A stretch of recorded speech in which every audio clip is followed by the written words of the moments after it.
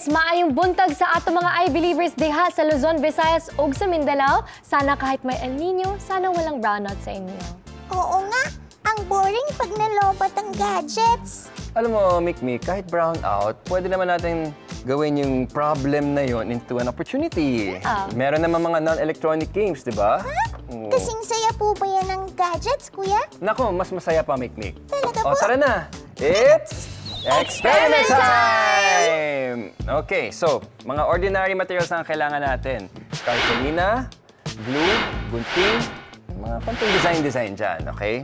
So, first, kailangan natin ng cartolina na 4 inches ang kanyang width. Okay?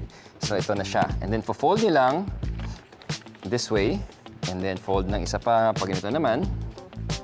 Ngayon, dito sa side kung saan medyo nag-open yung cartolina, we're gonna fold it from there.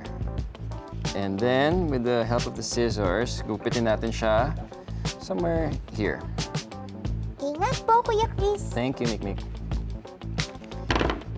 Itong triangle, we'll keep it kasi kailangan pa yan.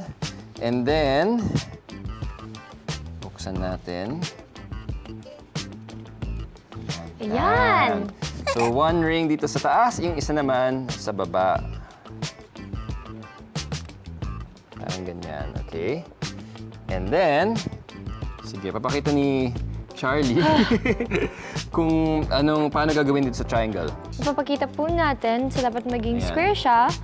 And Okay. then, ipasok po natin ang kabilang dulo. Ipapasok po natin ng ganito. So, magiging parang gilid ng kwarto.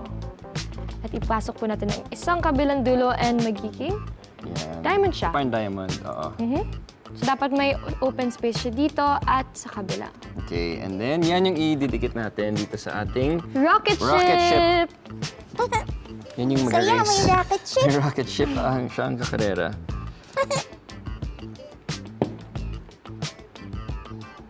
Yan. Okay, and then yung finish line, lagay natin dito.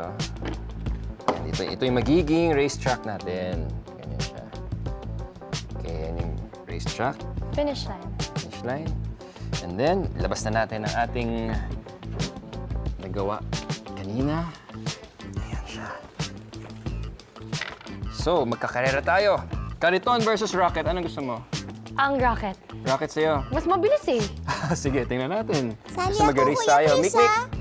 sali ka? Ano? Opo. Okay. Ano, game na? Game Tara na. Let's do it. Get set! Teka lang. Wait lang. Mikmik. Excited lang po. Okay. Serious to. Oo. Mikmik, ikaw magsabi ng go. Okay, ready, get set, go! Okay, so by rubbing this way, Wow, ang bilis! move lang natin forward and Ang bilis back ni yung Ate dalawang Charlie. strips. Bilis ni Charlie. Go, Hindi. go, Kuya Chris! Kaya mo yan! Rocket eh. Ay, lamat tsaka matras. Matras yung karton. Mas mabilis kasi talaga yung rocket Grabe kaysa yung sa rocket. Oh, yan na siya. Malapit na siya. Oh no. Bilis talaga ng rocket. Di kaya ng kariton. Lumaban. Oh. Ayan, malapit na si Hindi Ate na. Charlie! Ay, parang kumahabol ka! Hindi, malayo pa. Hindi nga. Matras nga eh. And I think you're done. Ayun, Ayan. nahanap ko na yung technique. Medyo igaganon siya. Oh, good job. And the rocket wins. Congratulations. Yay!